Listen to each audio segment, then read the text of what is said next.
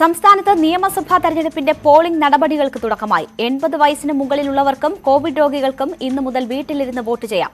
പല ജില്ലകളിലും പോളിംഗ് സാമഗ്രികളുടെ വിതരണം തുടങ്ങി. സംസ്ഥാനത്ത് ആദ്യമായാണ് ആബ്സെന്റീസ് വോട്ടിംഗ് സംവിധാനം നടപ്പാക്കുന്നത്. വിവരങ്ങളുമായി കണ്ണൂരിൽ നിന്ന് മനു ഭരത്, MS അനീഷ് കുമാർ എന്നിവർ ചേരുകയാണ്. ആദ്യം മനുവിലേക്ക്. മനു, പോളിംഗ് നടപടികൾ ആരംഭിച്ചിരിക്കുന്നു. സംസ്ഥാനത്ത് ആബ്സെന്റീസ് വോട്ടിംഗ് സംവിധാനം ആദ്യമായി നടപ്പാക്കുന്നതാണ്. കുറ്റമറ്റ രീതിയിൽ ഇത് നടപ്പാക്കുന്നതിന് വേണ്ട എന്തൊക്കെ ക്രമീകരണങ്ങൾ ഒരുക്കിയിട്ടുണ്ട് തെരഞ്ഞെടുപ്പ് കമ്മീഷൻ? കണ്ണൂർ ജില്ലയിൽ ഈ ആബ്സെൻറ്റി വോട്ടർമാരുടെ വോട്ട് രേഖപ്പെടുത്താൻ ഉദ്യോഗസ്ഥർ തയ്യാറായി കഴിഞ്ഞിരിക്കുകയാണ്. അതിനുവേണ്ടിയുള്ള നടപടിക്രമങ്ങൾ ഇപ്പോൾ പുരോഗമിക്കുന്നു. അതിൻ്റെ ദൃശ്യങ്ങളാണ് നമുക്ക് കാണാൻ കഴിയുന്നത്. കല്യാശ്ശേരി മണ്ഡലത്തിലേക്കുള്ള വോട്ടർമാരെയാണ് ആദ്യം സമീപിക്കുന്നത്. അതിനുവേണ്ടിയുള്ള ഉദ്യോഗസ്ഥരാണ് ഇവിടെ തയ്യാറായിരിക്കുന്നത്. അവർക്കുള്ള പോളിംഗ് മെറ്റീരിയൽസാണ് ഈ കണ്ണൂർ ജില്ലാ കലക്ടറേറ്റുള്ള സപ്ലൈ ഓഫീസിൽ നിന്ന് വിതരണം ചെയ്യുന്നത്. ഇവർക്ക് വേണ്ട സുരക്ഷാ സംവിധാനം ഒരുക്കുന്നതിനുള്ള ഉദ്യോഗസ്ഥർ, അത് പോലീസ് ഉദ്യോഗസ്ഥർ എല്ലാവരും തന്നെ ഇവിടെ എത്തിച്ചേർന്നിട്ടുണ്ട്. അതുപോലെ തന്നെ മറ്റ് സഹായങ്ങൾ ചെയ്യുന്നതിനുള്ള വോളണ്ടിയേഴ്സ്, പോളിംഗ് ഉദ്യോഗസ്ഥർ, ഇവർക്ക് എല്ലാം തന്നെ കൃത്യമായ നിർദ്ദേശങ്ങൾ നൽകിയതിന് ശേഷമാണ് ഇവിടെ നിന്നും ഇവർ യാത്ര തിരിക്കുക. കല്യാശ്ശേരി മണ്ഡലത്തിൽ ആണ് ആദ്യം ഘട്ടത്തിൽ ഇന്ന് ഉദ്യോഗസ്ഥർ എത്തി ആളുകളെ കണ്ട് അവരുടെ വോട്ടുകൾ രേഖപ്പെടുത്തുന്നത്. 80 വയസ്സിന് മുകളിലുള്ളവർ, അതുപോലെ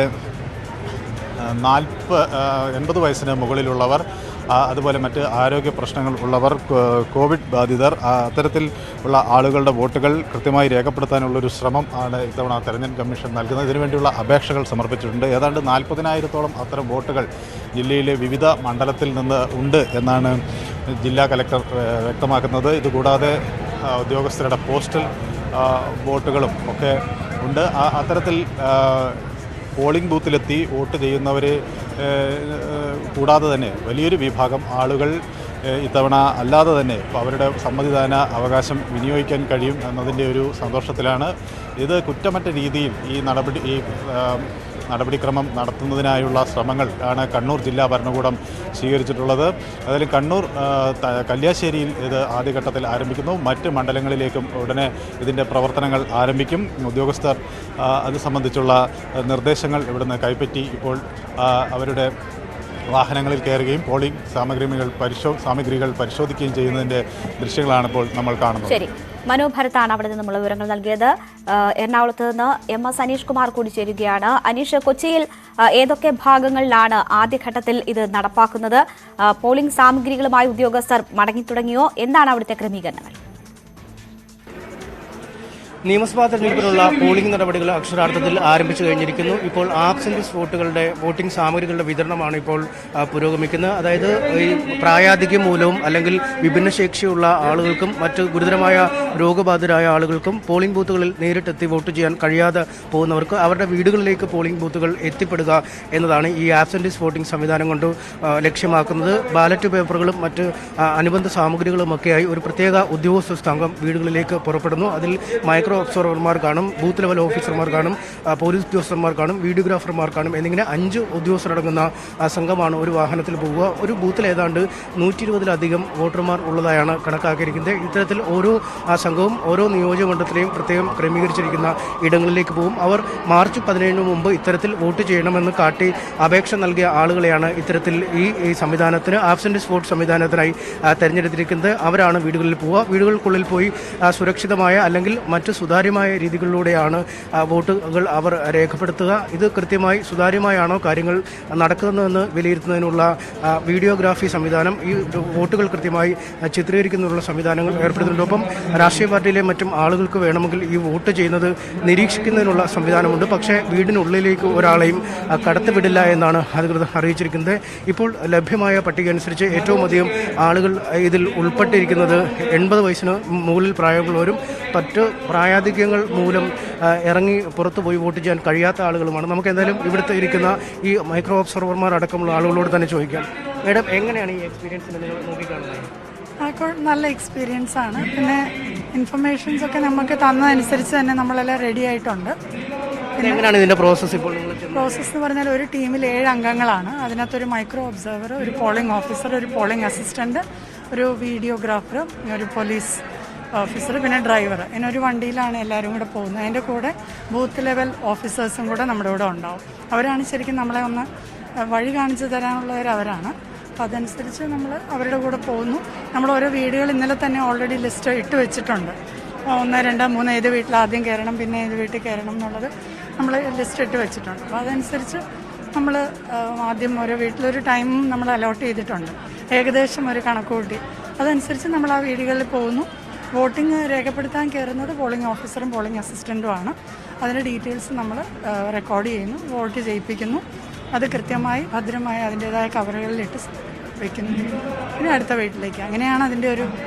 ആർക്കെങ്കിലും വീട്ടിലുള്ളവർക്ക് കാണാൻ പറ്റുമോ വോട്ട് ചെയ്യുന്നത്? അതോ ഇല്ല, നമ്മൾ അതിനു വേണ്ടിയുള്ള നമ്മൾ സാധാ ഒരു വോട്ട് ചെയ്യുമ്പോൾ ഒരു കമ്പാർട്ട്മെൻറ്റിനകത്താണല്ലോ, അതേ കമ്പാർട്ട്മെൻറ്റ് സെറ്റ് ചെയ്ത് തന്നെയാണ്. ഒരു കാർഡ്ബോർഡ് വെച്ച് നമ്മൾ ചെയ്യുമല്ലോ, അതേ കമ്പാർട്ട്മെൻറ്റ് സെറ്റ് ചെയ്തിട്ട് തന്നെയാണ് നമ്മൾ ഇവരെ കൊണ്ട് വോട്ട് ചെയ്യിക്കുന്നത്. ഇപ്പോൾ കിടപ്പ് രോഗികളാണെങ്കിൽ പോലും ആ പ്രൈവസി കീപ്പ് ചെയ്തിട്ട് ചെയ്യണം എന്ന് തന്നെയാണ് നിർദ്ദേശം വന്നിട്ടുള്ളത്. ഒരു പുതിയ എക്സ്പീരിയൻസ് ആണ്, ഒരു ജനാധിപത്യത്തിനൊരു വേറൊരു മുഖമാണ്. ഒരു തരത്തിലും വോട്ടുകൾ നഷ്ടപ്പെടില്ല എന്ന് ഉറപ്പുവരുത്തുക എന്നുള്ളതാണ്. ഈ ഒരു ദൗത്യം എങ്ങനെ കാണുന്നു? തെരഞ്ഞെടുപ്പ് ഡ്യൂട്ടിയൊക്കെ നിങ്ങൾ സാധാരണ ചെയ്യാറുണ്ട്? ഞങ്ങൾ ഈ മൈക്രോ ഒബ്സർവർ എന്നുള്ളൊരു പേര് ഇതുവരെയും കേട്ടിട്ടില്ല. പക്ഷേ കഴിഞ്ഞ ഇലക്ഷനും എനിക്ക് പ്രിസൈഡിങ് ഓഫീസറായിട്ട് ചെയ്തിരുന്നു. അപ്പോൾ അതുകൊണ്ട് അങ്ങനെ പേടിയൊന്നും തോന്നിയില്ല. പിന്നെ നമ്മൾക്ക് ഒരു സർക്കാരിന് വേണ്ടി ചെയ്യാന്നുള്ളത് സന്തോഷം തന്നെയാണ്, കുഴപ്പമൊന്നുമില്ല. തീർച്ചയായും വളരെ നീണ്ട നടപടിക്രമങ്ങളാണ്. കൃത്യമായി സുതാര്യത ഉറപ്പുവരുത്തുക എന്നത് തന്നെയാണ് ലക്ഷ്യം. കാരണം പിന്നീട് ഒരു ചീത്തപ്പേര് കേൾക്കാൻ അല്ലെങ്കിൽ ഇതുമായി ബന്ധപ്പെട്ട ആരോപണങ്ങളും രാഷ്ട്രീയ പ്രത്യാരോപണങ്ങളും ഒക്കെ ഉയർന്നു വന്നാൽ വലിയ പ്രതിസന്ധിയിലാകും കമ്മീഷൻ അടക്കമുള്ളവർ. അതുകൊണ്ട് തന്നെ കൃത്യമായ സുതാര്യത, കിടപ്പ് രോഗികളാണ് അവർ കിടക്കുന്ന ഇടത്ത് പോയി വോട്ട് രേഖപ്പെടുത്തുക എന്ന സംവിധാനം തന്നെയാണുള്ളത്. എന്തായാലും പോളിംഗ് സാമഗ്രികളുടെ വിതരണങ്ങൾ ഏതാണ്ട് പുരോഗമിച്ചുകൊണ്ടിരിക്കുകയാണ്. അല്പസമയത്തിനകം വീടുകളിൽ എത്തി വോട്ടുകൾ രേഖപ്പെടുത്തുന്നതിനുള്ള നടപടിക്രമങ്ങൾ ആരംഭിക്കും. ശരി, MS അനീഷ് കുമാറും മനു ഭരത്തുമാണ് വിവരങ്ങൾ നൽകിയത്.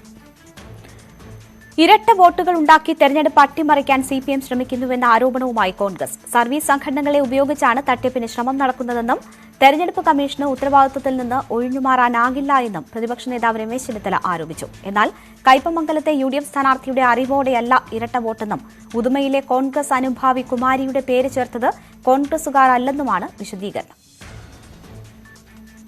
കുമാരി അറിയാതെ കുമാരിയുടെ പേരിൽ 5 വോട്ടുണ്ടാകുന്നു.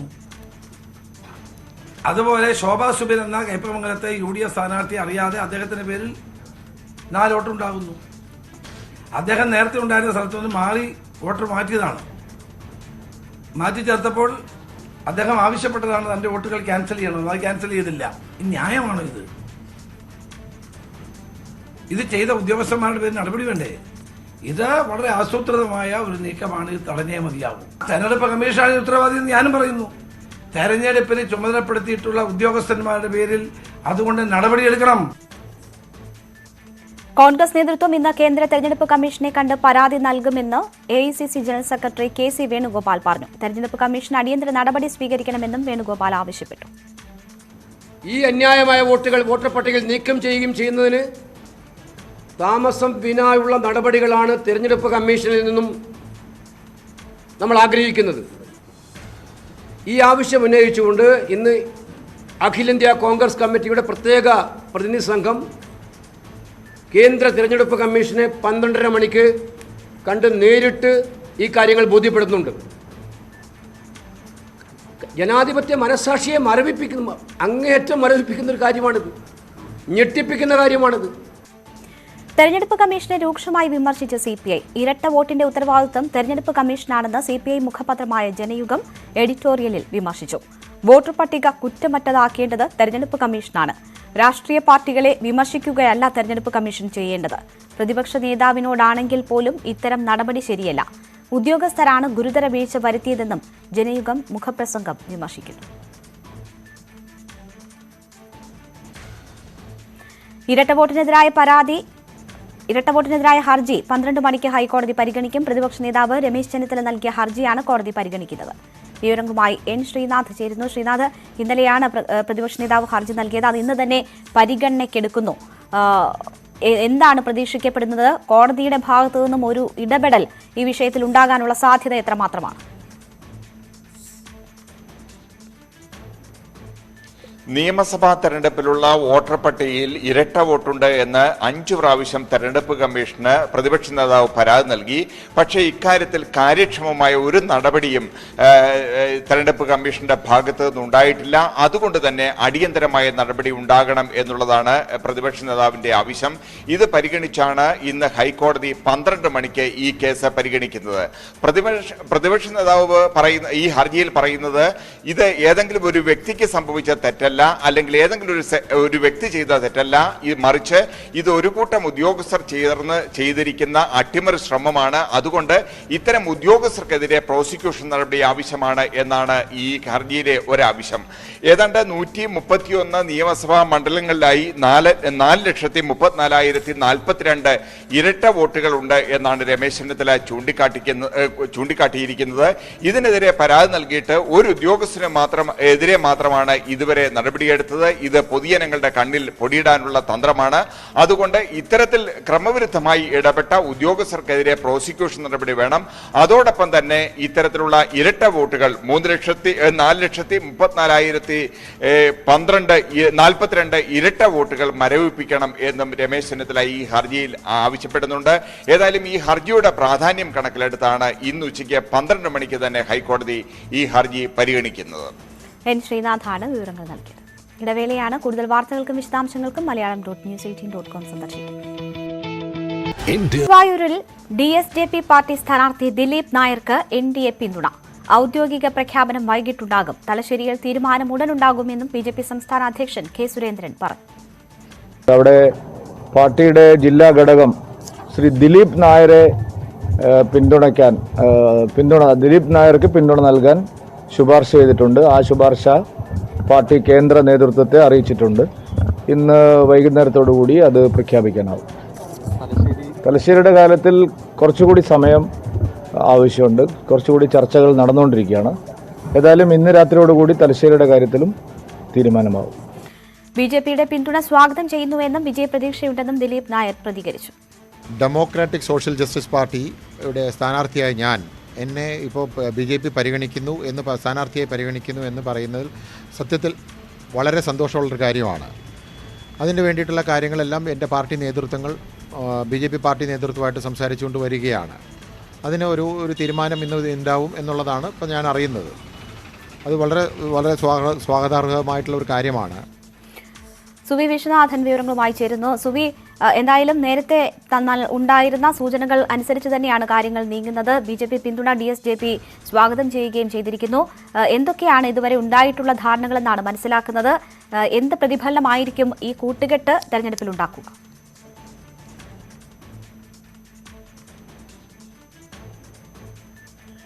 രേണുക, ഗുരുവായൂർ മണ്ഡലത്തിൽ 25,000-ൽ പരം വോട്ടുകളാണ് BJPക്കുള്ളത്. NDAയുടെ സ്ഥാനാർത്ഥിയുടെ നാമനിർദ്ദേശ പത്രിക തള്ളിയ സാഹചര്യത്തിലാണ് മറ്റൊരു സ്ഥാനാർത്ഥിയെ പിന്തുണയ്ക്കാനുള്ള ചർച്ചകൾ സജീവമായത്. തുടർന്നാണ് നേരത്തെ BJPയുമായി സഖ്യത്തിലേർപ്പെടാൻ താല്പര്യമുണ്ടായിരുന്ന DSJP ഡെമോക്രാറ്റിക് സോഷ്യൽ ജസ്റ്റിസ് പാർട്ടിയുടെ ഗുരുവായൂരിലെ സ്ഥാനാർത്ഥി ദിലീപ് നായരെ പിന്തുണയ്ക്കുന്ന കാര്യം ജില്ലാ നേതൃത്വം ചർച്ച നടത്തുന്നത്. ഈ ചർച്ചയിൽ DSJPയും അനുകൂലമായ നിലപാട് സ്വീകരിച്ചു. തുടർന്ന് സംസ്ഥാന നേതൃത്വത്തെ അറിയിക്കുകയായിരുന്നു. എന്നാൽ സംസ്ഥാന നേതൃത്വം കഴിഞ്ഞ കുറച്ച് ദിവസങ്ങളിലായി ഈ കാര്യത്തിൽ ഒരു കൃത്യമായ നിലപാട് സ്വീകരിച്ചിരുന്നില്ല. അതിനെ തുടർന്ന് അണികൾക്കിടയിൽ വലിയ തോതിലുള്ള ഒരു പ്രതിഷേധം ഗുരുവായൂരിൽ ഉണ്ടാവുകയും ചെയ്തിരുന്നു. ഒന്ന്, സ്വന്തം സ്ഥാനാർത്ഥി NDAക്ക് സ്വന്തം സ്ഥാനാർത്ഥി ഇല്ലാതായ ഒരു സാഹചര്യം, എന്നിട്ട് പോലും ഇത്രയും വോട്ടുള്ള മണ്ഡലത്തിൽ എന്നിട്ട് ആർക്ക് പിന്തുണ നൽകും എന്നതുപോലും വൈകിപ്പിക്കുന്നു എന്നായിരുന്നു ഒരു ആക്ഷേപം ഇവർ സംസ്ഥാന നേതൃത്വത്തിനെതിരെ ഉണ്ടായിരുന്നത്. അക്കാര്യത്തിലാണ് ഇപ്പോൾ ഇന്ന് അനിശ്ചിതത്വം നീങ്ങിയിരിക്കുന്നത്. K സുരേന്ദ്രൻ പാർട്ടി അധ്യക്ഷൻ അദ്ദേഹം DSJPയെ പിന്തുണയ്ക്കാൻ തീരുമാനിച്ചിരിക്കുന്നു എന്ന് അറിയിക്കുകയും ചെയ്തു. ഏതായാലും ടെലിവിഷൻ അടയാളത്തിലാണ് DSJP ഗുരുവായൂർ മത്സരിക്കുന്നത്. ഈ അടയാളത്തിന് വേണ്ടി BJP പ്രവർത്തകർ ഒന്നടങ്കം രംഗത്തിറങ്ങും. ഇവർക്ക് വിജയിക്കാൻ കഴിയും എന്നൊരു പ്രതീക്ഷയാണ് BJPയുടെ ജില്ലാ നേതൃത്വവും DSJPയും അറിയിക്കുന്നത്. സുവി വിശ്വനാഥാണ് വിവരങ്ങൾ നൽകിയത്. ഇപ്പോൾ ആലപ്പുഴയിൽ CPM PB അംഗം പ്രകാശ് കാരാട്ട് LDF പൊതുയോഗത്തിൽ സംസാരിക്കുകയാണ്. തത്സമയ സംപ്രേഷണത്തിലേക്ക്. നിങ്ങൾക്കെല്ലാം അറിയാവുന്നതുപോലെ ഭക്ഷ്യ സിവിൽ സപ്ലൈസ് വകുപ്പ് മന്ത്രിയായ തിലോത്തമന്റെ നേതൃത്വത്തിലുള്ള ഗവൺമെന്റ് എല്ലാവർക്കും ഭക്ഷ്യ കിറ്റ് നൽകിക്കൊണ്ട് 88 ലക്ഷം കുടുംബങ്ങളിലേക്ക് ഭക്ഷണ സൗകര്യങ്ങൾ എത്തിക്കാൻ കഴിഞ്ഞു. അങ്ങനെ ഭക്ഷ്യഭദ്രത ഈ മഹാമാരിയുടെ ഘട്ടത്തിൽ ഉറപ്പുവരുത്തുന്ന ബദൽ നയമാണ് ഇവിടെ അവലംബിച്ചത്.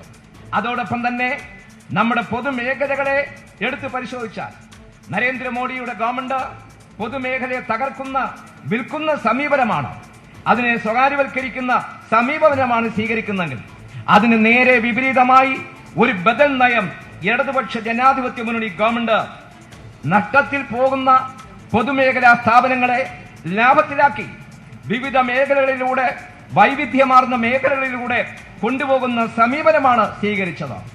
കേന്ദ്ര ഗവൺമെന്റ് കൃഷിക്കാരെ തകർക്കുന്ന കോർപ്പറേറ്റുകളെ സഹായിക്കുന്ന നിലപാടാണ് സ്വീകരിച്ചതെങ്കിൽ ഇവിടെ കൃഷിക്കാരെ സഹായിക്കുന്ന സമീപനമാണ്. മിനിമം താങ്ങുവില MSP ഏർപ്പെടുത്തിക്കൊണ്ട് നമ്മുടെ കർഷകരുടെ കയ്യിൽ നിന്നും നെല്ലും അരിയും കേന്ദ്രത്തിൽ നിന്ന് കൊടുക്കുന്നതിനേക്കാൾ 900 രൂപ അധികമായി നൽകിക്കൊണ്ട് അത് കൃത്യതയോടുകൂടി ശേഖരിക്കാൻ ആവശ്യമായ നടപടികൾ. അതോടൊപ്പം തന്നെ 16 ഇനം പച്ചക്കറികൾക്ക് മിനിമം താങ്ങുവില ഏർപ്പെടുത്തിക്കൊണ്ട് ഇത്തരത്തിൽ ബദൽ നയവും ബദൽ സമീപനവുമായിട്ടാണ്, ജനക്ഷേമകരമായ പരിപാടികളുമായിട്ടാണ് ഇടതുപക്ഷ ജനാധിപത്യ മുന്നണി പ്രവർത്തിക്കുന്നത്. Here, while this government has worked in very difficult circumstances in the last 5 years, where you had 2 rounds of floods, you had the COVID pandemic, but the Pinarayi Vijayan government persevered to ensure that every major commitment it made in the last election manifesto is implemented, is delivered. At such a time, we have seen how the major opposition party, the Congress and the UDF, how they have behaved. They have worked in tandem, in concert with the BJP to fight against this government, take up such issues which will prove to be obstacles to the implementation of the welfare policies and the development policies of the government. On all these issues, we find there is a common approach or coordination between the Congress and the BJP. You will recall in the last Lok Sabha elections of 2019, the Congress party was able to get and the UDF was able to get most of the parliament seats, win the parliament seats in Kerala, because a big section of the secular-minded people in Kerala thought that the Congress party would be more equipped to fight against the BJP at the national level. But what has been the experience of the last 2 years since the Lok Sabha election? After the Modi government came back to power with a bigger majority, faced with the offensive of the RSS and the Hindutva communal forces, the Congress party has been compromising. Its leaders have been vacillating and surrendering to the BJP, to the extent that in many places the BJP has been able to advance further because sections of the Congress party have joined hands with the BJP. ആലപ്പുഴയിൽ CPM PP അംഗം Prakash Karat LDF പൊതുയോഗത്തിൽ സംസാരിച്ചതിന്റെ തത്സമയ സംപ്രേഷണമാണ് കണ്ടത്. CPM സംസ്ഥാന secretariat യോഗം തുടങ്ങി ഓരോ മണ്ഡലത്തിലെയും വിജയസാധ്യതയും പ്രവർത്തനങ്ങളിലെ പോരായ്മയും secretariat വിലയിരുത്തും. കിറ്റ് വിവാദം അനുകൂലമാക്കി മാറ്റിയെടുക്കാനുള്ള തന്ത്രങ്ങൾക്കും യോഗം രൂപം നൽകും. VV അരുൺ വിവരങ്ങളുമായി ചേരുകയാണ്. അരുൺ, തെരഞ്ഞെടുപ്പ് പടിവാതിക്കൽ എത്തി നിൽക്കുമ്പോൾ ചേരുന്ന സംസ്ഥാന സെക്രട്ടേറിയറ്റ് യോഗമാണ്. എന്തൊക്കെയാണ് പ്രധാനമായും ചർച്ചയ്ക്ക് വരുന്നത്? എങ്ങനെ പുരോഗമിക്കുന്ന യോഗം? രേണുക, നേരത്തെ തന്നെ CPM തുടർഭരണ സാധ്യത ഉറപ്പിക്കുകയാണ്. ഇപ്പോഴത്തെ സാഹചര്യങ്ങൾ ഒന്നുകൂടി സംസ്ഥാന സെക്രട്ടറി യോഗം വിലയിരുത്തും. ഇനി 2 ആഴ്ചയ്ക്ക് താഴെ മാത്രമാണ് നിയമസഭാ തെരഞ്ഞെടുപ്പിന് ബാക്കിയുള്ളത്. ഈ സാഹചര്യം എങ്ങനെയാണെന്നൊക്കെ, പ്രത്യേകിച്ചും നിരവധി സർവേകൾ ഈ സമയത്തിനകം വന്നിട്ടുണ്ട്. സർവേകളിൽ ഇടതുപക്ഷത്തിന് തന്നെയാണ് മുൻതൂക്കമുള്ളത്. പക്ഷേ അപ്പോഴും സർവേകളിൽ സർവേകൾ കണ്ട് അമിത ആത്മവിശ്വാസ പ്രവർത്തനം ഉണ്ടാകരുതെന്ന് നിർദ്ദേശം നേതൃത്വം നൽകിയിട്ടുണ്ട്. ഇപ്പോഴത്തെ സാഹചര്യങ്ങൾ മൊത്തത്തിൽ ജില്ലകളിൽ നിന്നുള്ള നേതാക്കൾ സെക്രട്ടേറിയറ്റിൽ റിപ്പോർട്ട് ചെയ്യും. അതിനനുസരിച്ച് പ്രവർത്തനത്തിൽ പോരായ്മയുള്ള സ്ഥലങ്ങൾ കണ്ടുണ്ടെങ്കിൽ അവിടെ പുതിയ പ്രചരണ തന്ത്രങ്ങൾ, കൂടുതൽ ശക്തമായ പ്രചരണം, നേതാക്കൾ ഒന്നിടവിട്ട് കൃത്യമായ നേതാക്കളുടെ സാന്നിധ്യം എല്ലാ മണ്ഡലങ്ങളിലും ഉണ്ടാകണമെന്ന് നിർദ്ദേശം നൽകിയിട്ടുണ്ട്. അത്തരം കാര്യങ്ങൾ ഒന്നുകൂടി ക്രമീകരിക്കാൻ ഈ സെക്രട്ടേറിയറ്റ് യോഗത്തിൽ തീരുമാനമുണ്ടാകും, ധാരണയുണ്ടാകും. മറ്റൊന്ന്, ഉയർന്നു വരുന്ന വിവാദങ്ങളാണ്. ആഴക്കടൽ മത്സ്യബന്ധന വിവാദം വലിയ രീതിയിൽ സർക്കാരിനെതിരെ UDF പ്രചരണ ആയുധമാക്കുന്നുണ്ട്. അത് മറികടക്കാനുള്ള തന്ത്രങ്ങൾക്ക് ഇന്നത്തെ സെക്രട്ടേറിയറ്റ് രൂപം നൽകും. കിറ്റ് വിവാദമാണ് സർക്കാരിന് പ്രതീക്ഷയുള്ള മറ്റൊരു വിവാദമായി വളരുകയാണെങ്കിലും കിറ്റ് ഫലത്തിന് ഗുണം ചെയ്യുന്ന വിധത്തിലാണ് സർക്കാരിനും ഇടതുമുന്നണിക്കുമുള്ളത്. പ്രത്യേകിച്ചും ഇന്നലെ മുഖ്യമന്ത്രിയുടെ ഒരു പ്രസ്താവന വളരെ ശ്രദ്ധേയമായിരുന്നു. പാവങ്ങളുടെ അന്നം മുടക്കാൻ പ്രതിപക്ഷ നേതാവും പ്രതിപക്ഷവും ശ്രമിക്കുന്നു. ആ വിഷയം പരമാവധി ജനങ്ങളിലേക്ക് എത്തിക്കും. ഒരു രാഷ്ട്രീയ പ്രചരണത്തിന്റെ ഭാഗമായി, തെരഞ്ഞെടുപ്പ് പ്രചരണത്തിന്റെ ഭാഗമായി എല്ലാം കിറ്റ് നേരത്തെ വിതരണം ചെയ്യാൻ സർക്കാർ തീരുമാനമെടുത്തത് നേരത്തെയുള്ള തീരുമാനമാണത്. അത് ഈസ്റ്റർ പരിഗണിച്ച് നേരത്തെ നൽകാൻ തീരുമാനിച്ചു. ഇത് പരമാവധി പ്രചരിപ്പിക്കുക, അത് പ്രതിപക്ഷത്തിനെതിരാക്കുക എന്ന തന്ത്രവും CPM സ്വീകരിക്കാൻ തീരുമാനിച്ചിട്ടുണ്ട്. അത്തരം കാര്യങ്ങളിലെ വിശദമായ ചർച്ച സംസ്ഥാന സെക്രട്ടേറിയറ്റ് യോഗത്തിൽ നടക്കുന്നുണ്ട്. മുഖ്യമന്ത്രി അടക്കമുള്ള പ്രധാന നേതാക്കളൊക്കെ ഇന്നത്തെ സംസ്ഥാന സെക്രട്ടേറിയറ്റ് യോഗത്തിൽ പങ്കെടുക്കുന്നുണ്ട്. ആണ് വിവരങ്ങൾ നൽകിയത്. സൗജന്യ കിറ്റ് തുടങ്ങിയത് UDF സർക്കാരാണെന്ന് ഉമ്മൻചാണ്ടി. ഓണം, ക്രിസ്മസ്, റംസാൻ കാലത്താണ് കിറ്റ് കൊടുത്തിരുന്നത്. ഈ സർക്കാരിനോട് തുടരാൻ ആവശ്യപ്പെട്ടപ്പോൾ അത് തള്ളുകയാണ് ഉണ്ടായതെന്നും ഉമ്മൻചാണ്ടി പറഞ്ഞു. ഫ്രീ കിറ്റ് തുടങ്ങിയത് UDF ഗവൺമെന്റാണ്. ഓണം, ക്രിസ്മസ്, റംസാൻ ഈ 3 വിശേഷ അവസരങ്ങളിൽ ഫ്രീ കിറ്റ് UDF ഗവൺമെൻറ് കൊടുത്തിരുന്നു. ഈ ഗവൺമെൻറ്റിനോട് ആ ഫ്രീ കിറ്റ് തുടരണം എന്ന് ആവശ്യപ്പെട്ടപ്പോൾ അതിന് ഒരു കാരണവും പറയാതെ നിരസിച്ചു. പിന്നെ അവർ പറഞ്ഞത് വെള്ളപ്പൊക്കം വന്നു, നാശനഷ്ടമുണ്ടായി, അതുകൊണ്ട് ഞങ്ങൾ തന്നില്ല എന്നുള്ളത്. ഏതായിരുന്നാലും UDF തുടങ്ങി വെച്ച ഫ്രീ കിറ്റ് ആ വിശേഷാൽ ഉള്ള ദിവസങ്ങളിൽ കൊടുക്കുക എന്നുള്ള ആവശ്യം യാതൊരു പരിഗണനയുമില്ലാതെ തള്ളിയവരാണ്. പിണറായി സർക്കാർ തുടരുന്നത് സർവനാശമാണോ എന്ന് തീരുമാനിക്കേണ്ടത് ജനങ്ങളാണെന്ന് CPM general secretary Sitaram Yechury.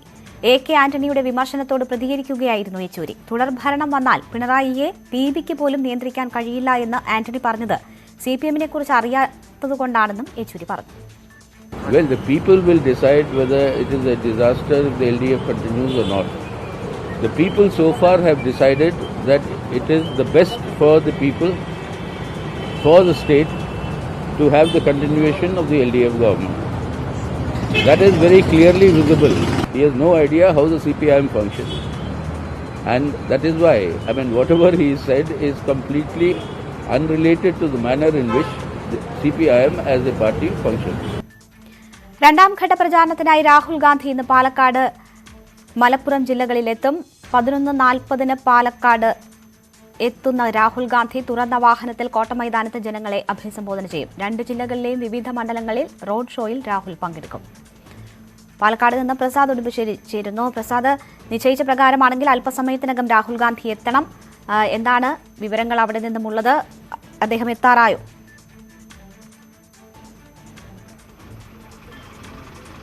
Renuka, 11:40 തന്നെ രാഹുൽ ഗാന്ധി പാലക്കാട് ഇന്ദിരാഗാന്ധി സ്റ്റേഡിയത്തിൽ എത്തും. അദ്ദേഹത്തെ സ്വീകരിക്കുന്നതിന് വേണ്ടി ഇപ്പോൾ കോൺഗ്രസ് നേതാക്കളെല്ലാം തന്നെ പാലക്കാട് എത്തിയിട്ടുണ്ട്. AICC general secretary KC Venugopal, ജില്ലയിലെ മുതിർന്ന നേതാവ് VS വിജയരാഘവൻ, സ്ഥാനാർത്ഥികളായ സുമേഷ് അച്യുതൻ തുടങ്ങിയ ആളുകളെല്ലാം തന്നെ രാഹുൽ ഗാന്ധിയെ സ്വീകരിക്കുന്നതിന് വേണ്ടി എത്തിയിട്ടുണ്ട്. നമുക്ക് KCയോട് തന്നെ ചോദിക്കാം, എങ്ങനെ ഈ രാഹുലിൻ്റെ ഈ വരവ് എത്രത്തോളം ആത്മവിശ്വാസം നൽകുന്നതാണ് UDF ക്യാമ്പിൽ എല്ലാം? അല്ല, തീർച്ചയായിട്ടും അത് ഈ തെരഞ്ഞെടുപ്പ് രംഗത്ത് ഏറ്റവും കൂടുതൽ ശക്തിപ്പെടുത്താൻ, പ്രചരണം ശക്തിപ്പെടുത്താൻ ഏറ്റവും പറ്റുന്ന ഒരു ക്യാമ്പയിനാണ് രാഹുൽ ഗാന്ധിയുടെ നടത്തുന്നത്. കഴിഞ്ഞ ദിവസം നടത്തിയ ക്യാമ്പയിൻ വളരെ ഫലപ്രദമായിരുന്നു, ആവേശജനകമായിരുന്നു. ഇത്തവണ പാലക്കാട് കുറേ സമയം ചെലവഴിക്കുന്നുണ്ട്. ഇവിടെ നിന്ന് തൃത്താല വരെ 67 കിലോമീറ്ററോളമാണ് ക്യാമ്പയിൻ പോകുന്നത്. അതെ, തീർച്ചയായും ഈ പാലക്കാട് ഒരു പ്രത്യേകത കൊണ്ട് ഇപ്രാവശ്യം ഏറ്റവും കൂടുതൽ ചെറുപ്പക്കാരായ സ്ഥാനാർത്ഥികളെ അണിനിരത്തിയിരിക്കുന്ന ഒരു ജില്ലയാണ് പാലക്കാട്. അപ്പോൾ ഒരു കഴിഞ്ഞ തവണ 3 ഇത്തവണ വലിയ നമ്പർ കൂടുമോ? തീർച്ചയായിട്ടും പാലക്കാട് ഇപ്രാവശ്യം അട്ടിമറി വിജയങ്ങളുണ്ടാവും UDF. നമുക്ക് സ്ഥാനാർത്ഥി കൂടി ഉണ്ട് ചിറ്റൂർ മണ്ഡലത്തിലെ സുമേഷ് അച്യുതൻ. സുമേഷ്, എന്താണ് രാഹുലിന്റെ വരവാണ്? എത്രത്തോളം ഉണർവുണ്ട്, എത്രത്തോളം ആത്മവിശ്വാസമുണ്ട്? പ്രചരണം തുടങ്ങിയത് മുതൽ പാലക്കാട് ജില്ലയിൽ UDF പ്രവർത്തകർ വലിയ ആവേശത്തിലാണ്. വലിയൊരു വിജയമാണ്. രാഹുൽജിയുടെ വരവോടുകൂടെ അത് എല്ലാ മണ്ഡലത്തിലും അതിൻ്റെ വലിയൊരു പ്രതിഫലനം ഉണ്ടാകും. എല്ലാ മണ്ഡലത്തിലും വലിയൊരു വിജയപ്രതീക്ഷ ഉണ്ടാകും. എടുക ഇത് തന്നെയാണ്. കോൺഗ്രസ് ക്യാമ്പ് വലിയ ആവേശത്തിലാണ്, UDF പ്രവർത്തകരെല്ലാം തന്നെ ആവേശത്തിലാണ്. കൃത്യം 11:40 തന്നെ രാഹുൽ ഗാന്ധി എത്തും. അവിടുന്ന് പാലക്കാട് നഗരത്തിൽ കോട്ടമൈതാനത്താണ് അദ്ദേഹം ആദ്യം പ്രവർത്തകരെ അഭിസംബോധന ചെയ്യുക. ഇവിടെ പാലക്കാട് സ്ഥാനാർത്ഥി ഷാഫി പറമ്പലിനൊപ്പം തന്നെ ചിറ്റൂരിലെ സ്ഥാനാർത്ഥി സുമേഷ് അച്യുതൻ, അതോടൊപ്പം മലമ്പുഴയിലെ സ്ഥാനാർത്ഥി SK അനന്തകൃഷ്ണൻ എന്നിവരെല്ലാം തന്നെ ഇവിടെ ഉണ്ടാകും. തുടർന്ന് പത്തിരിപ്പാലയിൽ രണ്ടാമത്തെ സ്വീകരണം നൽകുന്നു. പത്തിരിപ്പാലയിൽ കോങ്ങാട് സ്ഥാനാർത്ഥി UC രാമൻ ഈ പര്യടനത്തിൽ ഒപ്പം ചേരുന്നുണ്ട്. അതിനുശേഷം ഒറ്റപ്പാലത്ത് P സരിൻ, ഷൊർണൂരിൽ കുളപ്പള്ളിയിൽ വെച്ചിട്ടാണ് സ്വീകരണം നടക്കുന്നത്. അവിടെ ഷൊർണൂരിലെ UDF സ്ഥാനാർത്ഥി TH ഫിറോസ് ബാബു, പട്ടാമ്പിയിൽ റിയാസ് മുക്കോളി, ഒടുവിൽ തൃത്താലയിൽ ജില്ലയിൽ തന്നെ സംസ്ഥാനത്ത് തന്നെ ഏറ്റവും ശക്തമായ മത്സരം നടക്കുന്ന തൃത്താല മണ്ഡലത്തിലാണ് ജില്ലയിലെ അവസാനത്തെ തെരഞ്ഞെടുപ്പ് പര്യടനം നടക്കുക. അവിടെ പ്രചാരണ പരിപാടികളാണ് രാഹുലിന് 2 ദിവസമുള്ളത്. രാഹുൽ ഗാന്ധി അല്പസമയത്തിനകം അവിടെ എത്തും. രണ്ടാം ഘട്ട പ്രചരണത്തിനായാണ് രാഹുൽ ഗാന്ധി പാലക്കാട് ജില്ലയിൽ എത്തുന്നത്. നേരത്തെ അദ്ദേഹം കോട്ടയം, എറണാകുളം ജില്ലകളിലൊക്കെ വലിയ ആവേശം പ്രവർത്തകർക്കിടയിൽ ഉണ്ടാക്കിയിരുന്നു. ആഴക്കടൽ മത്സ്യബന്ധന വിവാദത്തിൽ ജുഡീഷ്യൽ അന്വേഷണത്തിന് വെല്ലുവിളിച്ച് പ്രതിപക്ഷ നേതാവ് രമേശ് ചെന്നിത്തല. മുഖ്യമന്ത്രി പറയുന്നത് പച്ചക്കള്ളമാണെന്നും പ്രതിപക്ഷ നേതാവ് ആരോപിച്ചു. വകുപ്പിന്റെ മന്ത്രിയായ മുഖ്യമന്ത്രി അറിയാതെ, വകുപ്പ് സെക്രട്ടറി അറിയാതെ ഏതോ ഒരു ഉദ്യോഗസ്ഥൻ എൻ്റെ പ്രൈവറ്റ് സെക്രട്ടറി ആയിരുന്നതുകൊണ്ട് അയാൾ സർക്കാരിനെ ചീത്തയാക്കാൻ വേണ്ടി കൊണ്ടുവന്ന ഒരു ഗൂഢാലോചനയാണെന്നാണ് മുഖ്യമന്ത്രി പറഞ്ഞത്.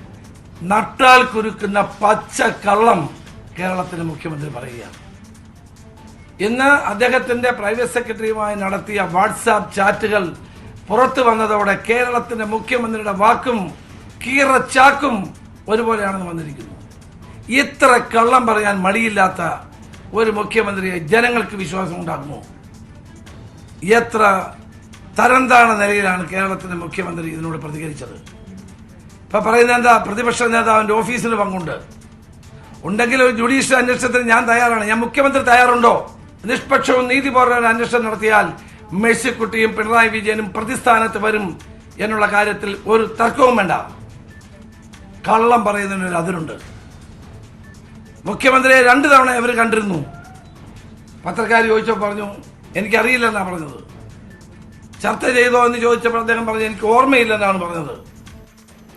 അമിത്ഷാ കേരളത്തിൽ വന്നത് CPM-നെ ജയിപ്പിക്കാനെന്ന് AICC general secretary KC Venugopal. BJP-യും CPM-ഉം നടത്തുന്നത് വ്യാജ ഏറ്റുമുട്ടലാണെന്നും വേണുഗോപാൽ ആരോപിച്ചു. വ്യക്തമായിട്ടുള്ള ധാരണയുണ്ടെന്നുള്ള അടിസ്ഥാനത്തിൽ തന്നെയാണ് പറഞ്ഞത്.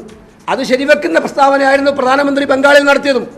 കോൺഗ്രസിനെ തോൽപ്പിക്കും എന്ന് പറഞ്ഞിരിക്കുന്നത്. അപ്പോൾ ഇതല്ലാതെ അമിത്ഷാ ഇവിടെ വന്നിരിക്കുന്ന അമിത്ഷാ ഈ തെരഞ്ഞെടുപ്പിൽ പ്രചരണത്തിന് വന്നത് തന്നെ CPM-നെ ജയിപ്പിക്കാൻ പറ്റുമോ നോക്കാൻ വേണ്ടിയിട്ടാണ് കേരളത്തിൽ വന്നിരിക്കുന്നത്. വ്യക്തമായിട്ട് സർക്കാരിന് പിന്തുണയുമായി കാന്തപുരം AP വിഭാഗം. തുടർ ഭരണം നാടിന്റെ വികസനത്തിന് നല്ലതാണെന്ന് SYS സംസ്ഥാന president AP Abdul Hakeem Azhari news 18നോട് പറഞ്ഞു. സർക്കാരുമായി ഊഷ്മള ബന്ധമാണുള്ളത്. മുസ്ലിം സമുദായത്തെ പ്രതിനിധീകരിക്കുന്ന സംഘടനയല്ല മുസ്ലിം ലീഗ്. സമുദായത്തെ വിഭജിക്കുകയാണ് ലീഗ് ചെയ്തതെന്നും അബ്ദുൽ ഹക്കീം കുറ്റപ്പെടുത്തി. ഇപ്പോൾ രാഹുൽ ഗാന്ധി പാലക്കാട് എത്തിയിരിക്കുകയാണ്. അദ്ദേഹത്തിന് സ്വീകരണം നൽകാൻ KC വേണുഗോപാൽ ഉൾപ്പെടെയുള്ള നേതാക്കൾ നേരത്തെ തന്നെ അവിടെ എത്തിയിരുന്നു. വിപുലമായ പ്രചാരണ പരിപാടികളാണ് ആസൂത്രണം ചെയ്തിട്ടുള്ളത്.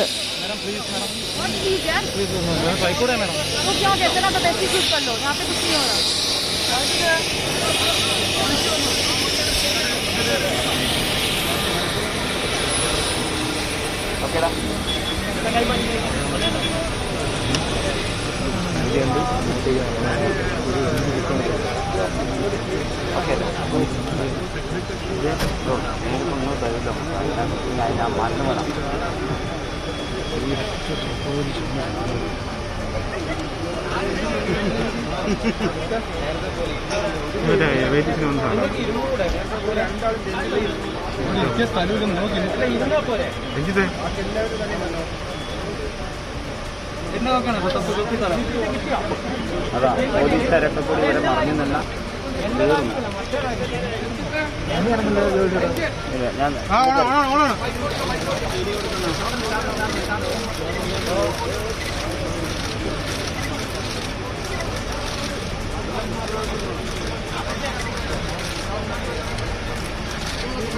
ഒന്ന് തല രഞ്ജിത്ത പ്ലീസ്. ഓക്കെ അല്ലേ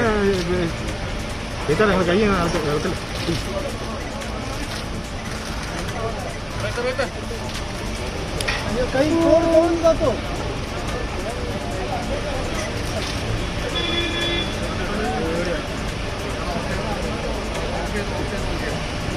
മകനെ വിടുന്ന അച്ഛനെ വിട്ടിട്ട്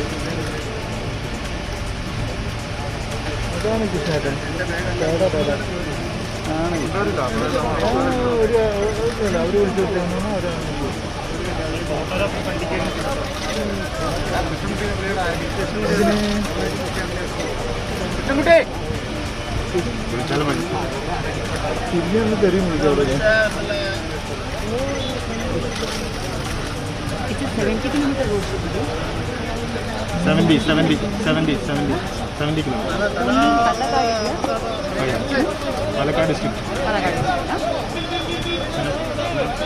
You have to help me. I am from Delhi and I don't know anything about Kerala. I will just move. രണ്ടാം ഘട്ട പ്രചാരണത്തിനായി രാഹുൽ ഗാന്ധി എത്തിയിരിക്കുകയാണ്. പാലക്കാട്, മലപ്പുറം ജില്ലകളിലാണ് പ്രചാരണം. തുറന്ന വാഹനത്തിൽ കോട്ട മൈതാനത്ത് അദ്ദേഹം ജനങ്ങളെ അഭിസംബോധന ചെയ്യും. പ്രസാദ് ഉടുമ്പശ്ശേരി അവിടെ നിന്നും ചേരുകയാണ്. പ്രസാദ്, കൃത്യസമയത്ത് തന്നെ രാഹുൽ എത്തിയിരിക്കുന്നു. ആദ്യം എങ്ങോട്ടാണ്, എങ്ങനെയാണ് പ്രചാരണ പരിപാടികൾ ക്രമീകരിച്ചിരിക്കുന്നത്?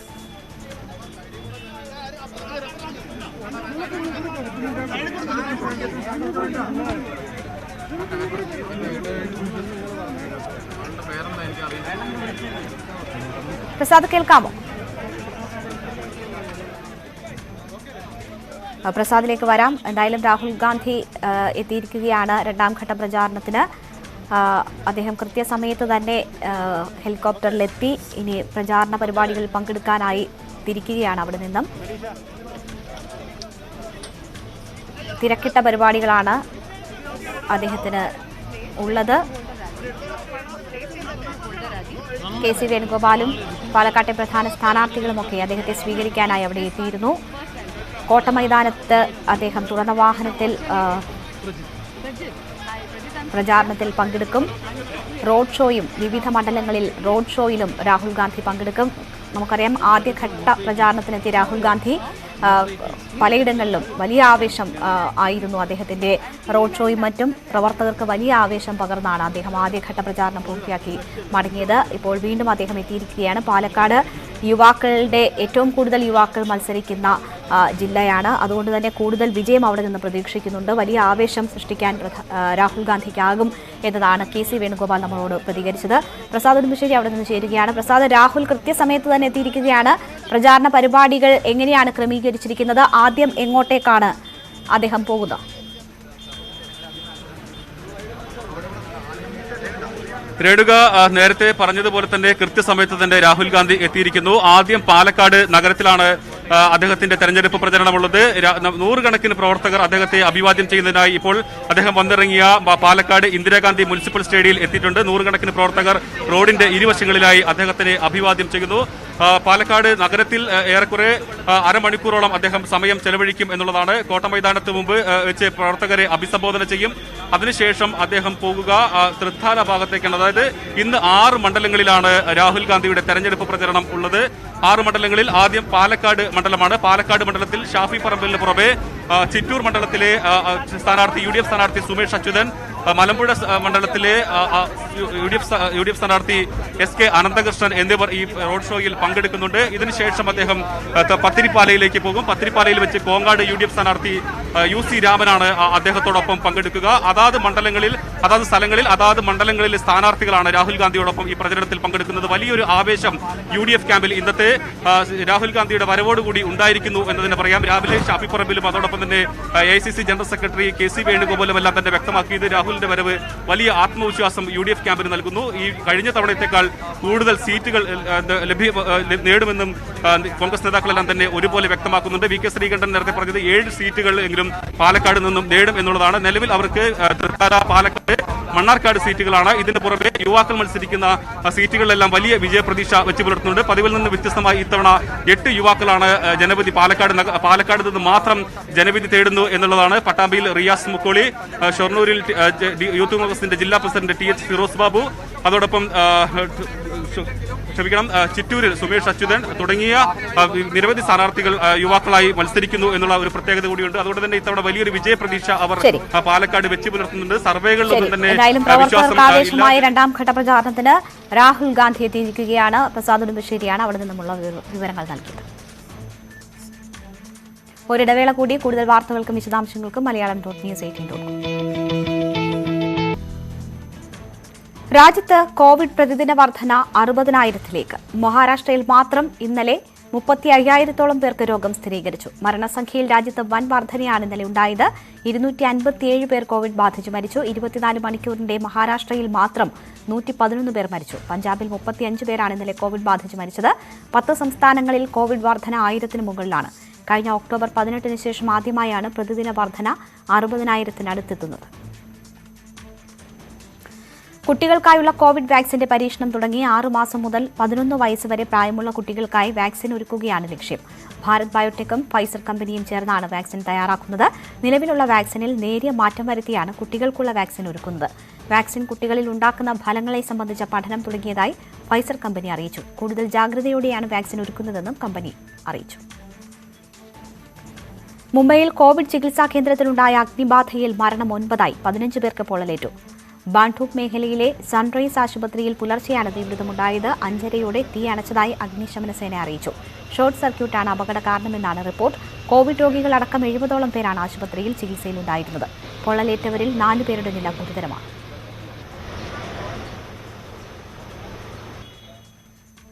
കോവിഡ് വ്യാപനത്തിന് ശേഷമുള്ള പ്രധാനമന്ത്രിയുടെ ആദ്യ വിദേശ സന്ദർശനത്തിന് തുടക്കം. 2 ദിവസത്തെ സന്ദർശനത്തിനായി പ്രധാനമന്ത്രി നരേന്ദ്രമോദി ബംഗ്ലാദേശിലെത്തി. ബംഗ്ലാദേശ് പ്രധാനമന്ത്രി ഷെയ്ഖ് ഹസീന ധാക്ക വിമാനത്താവളത്തിലെത്തി മോദിയെ സ്വീകരിച്ചു. ബംഗ്ലാദേശ് മുൻ പ്രധാനമന്ത്രിയും ഷെയ്ഖ് ഹസീനയുടെ പിതാവുമായ ഷെയ്ഖ് മുജീബുർ റഹ്മാന്റെ ജന്മവാർഷികത്തോടനുബന്ധിച്ചാണ് നരേന്ദ്രമോദിയുടെ സന്ദർശനം.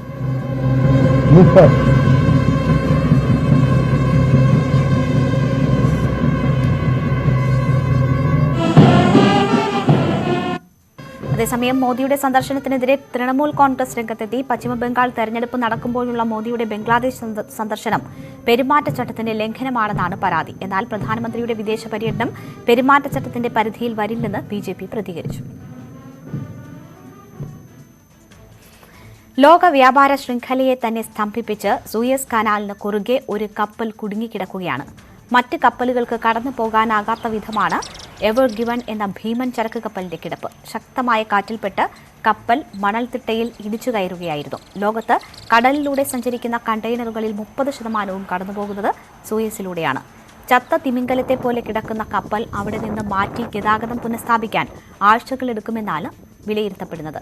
സൂയസിൽ കപ്പൽ ഗതാഗതം കൂടുതൽ ദിവസങ്ങൾ തടസ്സപ്പെട്ടാൽ ഇന്ത്യയിലടക്കം ഇന്ധനവില കൂടാൻ ഇത് കാരണമാകും.